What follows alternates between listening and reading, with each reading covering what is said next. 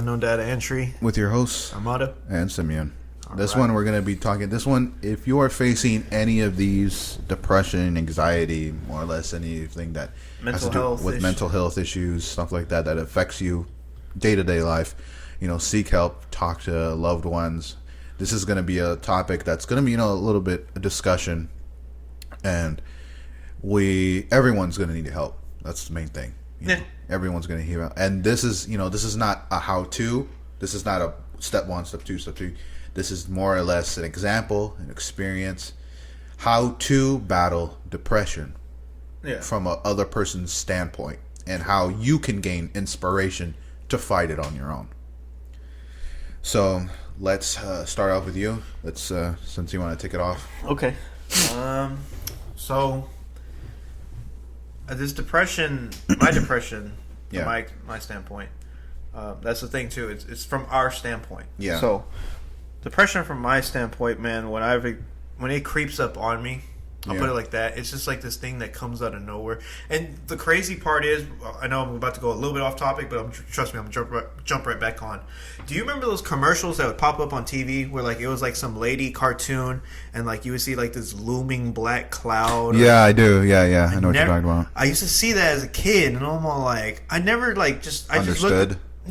Obviously, because I was a kid, and that's how, honestly, that's like literally just that, how the way, if you ever seen that commercial, you know exactly what I'm talking about. It used to be really popular commercial. That was like your type of depression, like it would loom over you. It would loom over me. It would come out of nowhere, creep up on me. I would tell it to fuck off. Like literally, I told it to fuck off one time because that's how angry and frustrated and upset it made me, because like it just creeped into my mind. It creeped up on me. It was on my shoulders. It just moved like this looming dark cloud, and it stayed, and I didn't want to feel like that. Like part of me was still conscious enough to be like, look man, something's happening right now to us, let's figure out what triggered it. And I think that's what sometimes it is for some people. Like for me, there are certain things that can trigger it, like good example when I randomly remember my dad. Like I'll remember my dad. I'll remember the good times. That's what I want to remember. I don't want to remember every single time when I think about him when I saw him die. That's horrible. I don't. And sometimes it does. Sometimes it hits me because my mind's all like, let's think about this. Let's just think about this. I'm like, no. But I'll remember the good times. When he took me fishing, took me and my brother fishing. Just the great times in life, and out of that.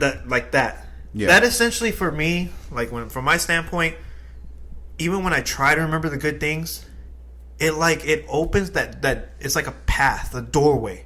A doorway is open for it to come in, and it kind of, I'm not gonna lie, it actually angers me. Because it's out of your control.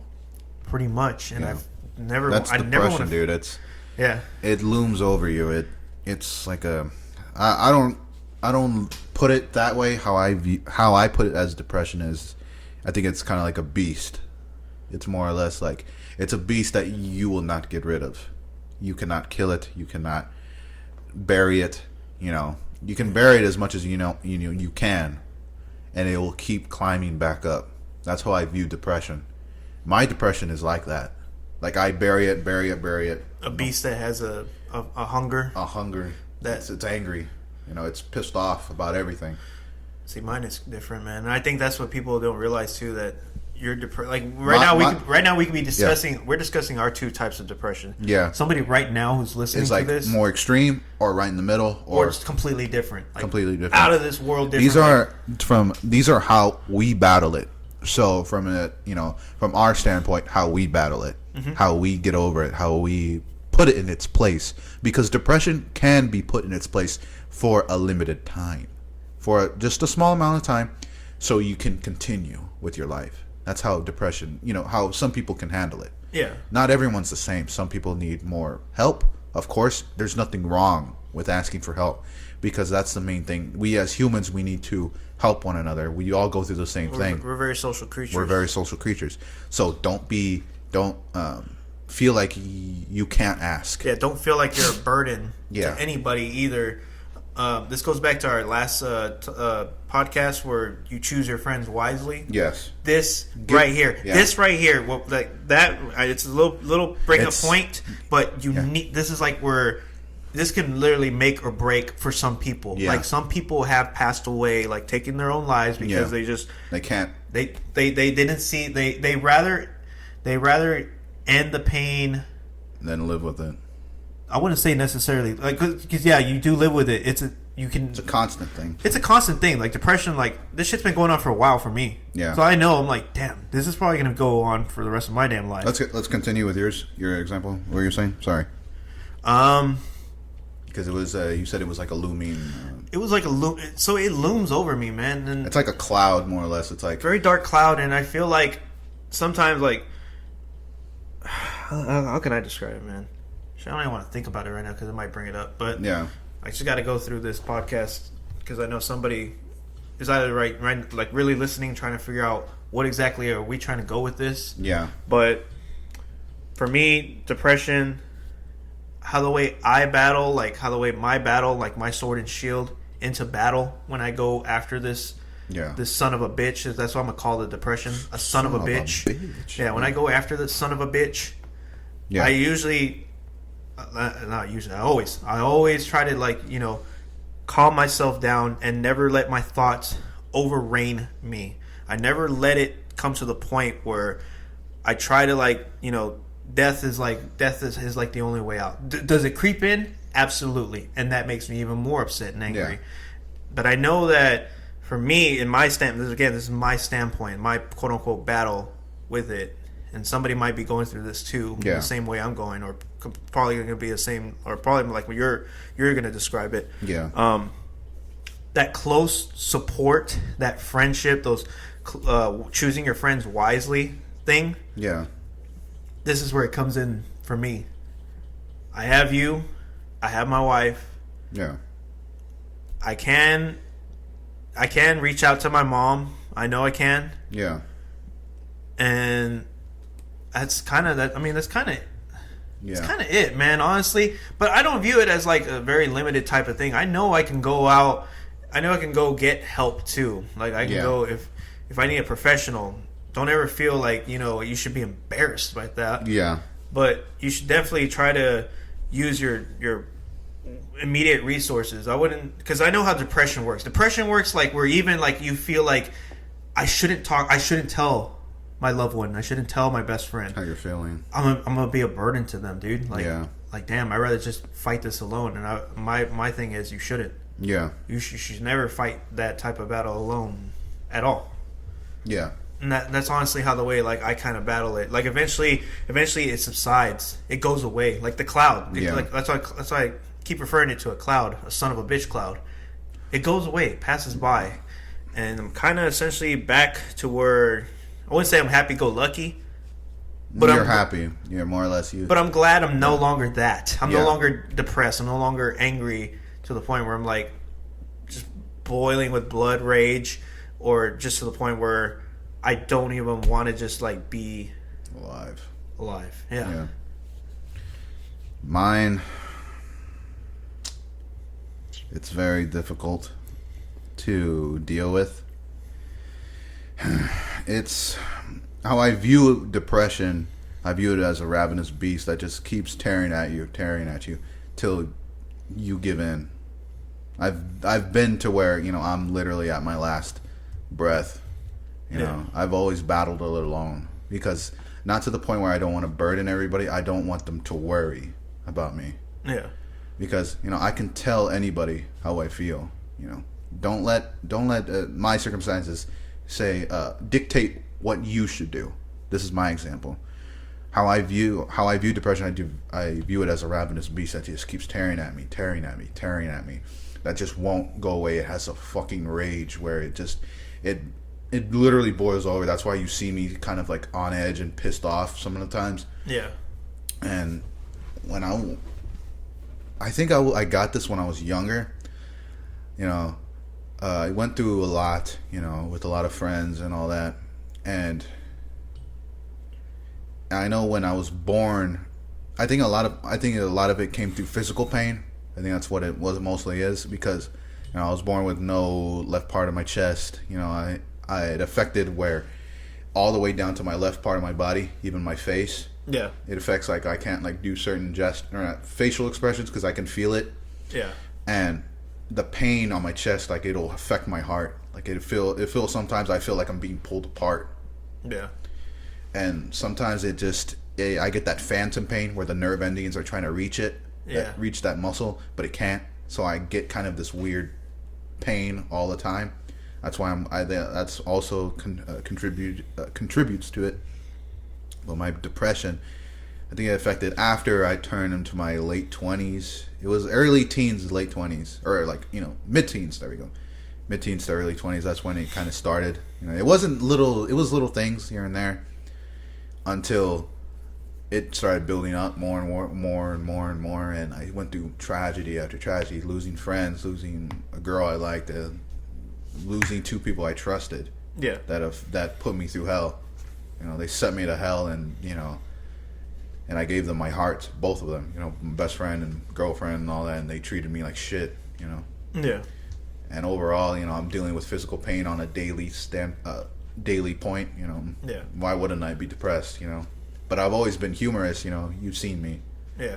And how I've battled depression is I kind of take a deep breath, I let it go. I think about everything. I take that big breath, and I know it's I just tell it to get out of my head. I try to force it out.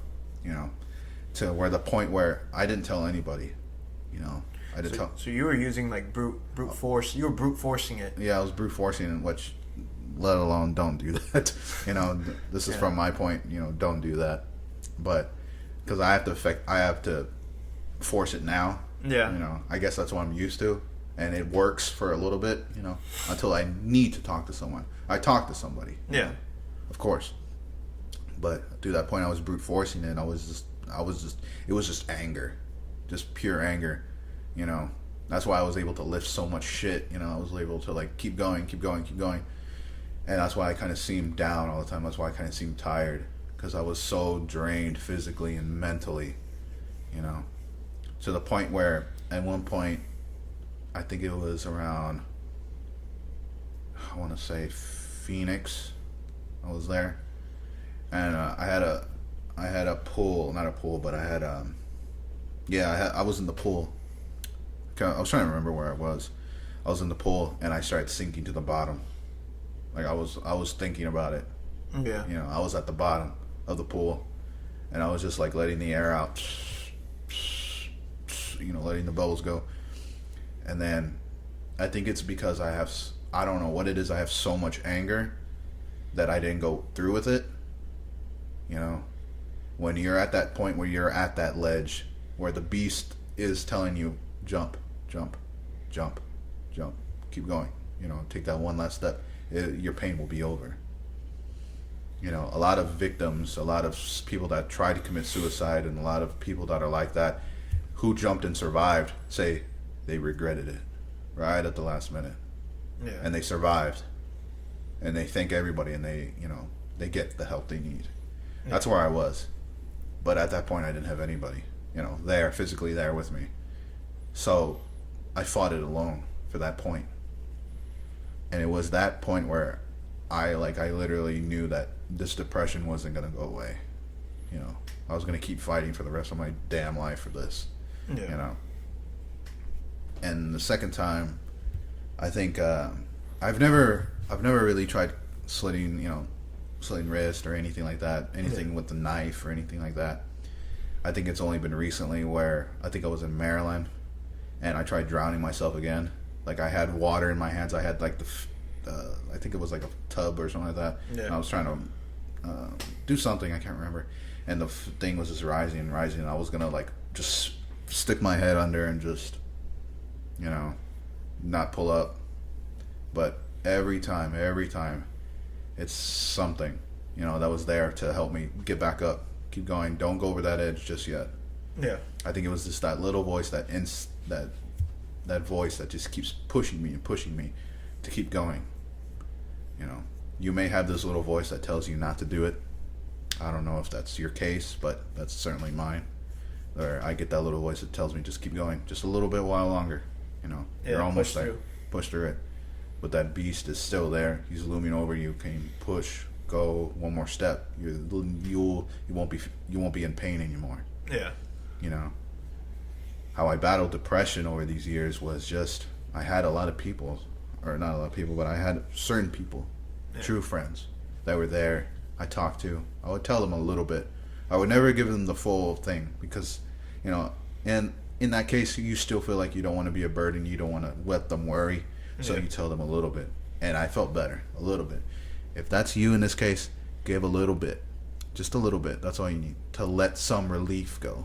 Yeah. Because if you hold so much tension in your body, you want to do those things. So letting a little bit at a time will work. That's what I can guarantee because that's my example. Yeah. A little bit at a time. A little bit at a time. You'll feel better. That's what I did. I know that just overall, I think it's most recently where I felt like I wasn't going anywhere. Like I couldn't feel like I felt like I was just not doing anything. Because, literally nobody wants to give you a chance when it comes to work or anything like that. And I felt worthless, at one point. I wasn't as to where I was physically. It's where, I think that's why, too, that I'm not pushing myself as hard as I know I can be. Like how the way we used to? Yeah. And, then I, at points where my anxiety gets really high, I won't realize that I'm crying. I'll feel the water and, the tears coming down. Yeah. But it won't affect me. Like, I won't notice that I'm crying. Yeah. Because that's happened to me, twice. And I kind of stood up from my bed, and I was just realizing I was crying. And then it just, I was like, God damn. And then everything just hit me at once. The anxiety, the depression. And that's when I called Eli. I was telling him a little bit about the bullshit I was going through. And, I was just angry at everything. And he helped me, The one thing that you can do to battle depression is to tell the people that are close to you. Your loved ones. Your loved ones. Don't feel like they're a burden. Right, they're there. Yeah. Don't feel like you're a burden. Don't feel like just you don't have something to worry about because it is something to worry about. It is your life. Yeah. That's gonna be you.